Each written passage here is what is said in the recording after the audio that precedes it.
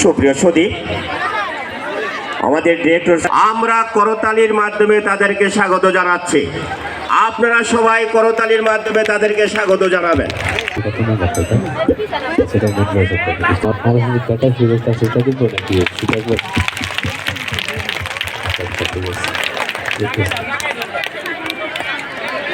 Director sir এবং deputy sir আমাদের মঞ্চে আসন গ্রহণ করার জন্য বিনীতভাবে অনুরোধ করছি।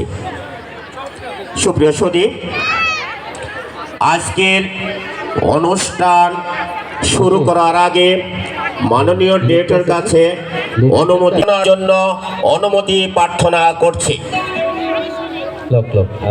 স্যারের অনুমতি।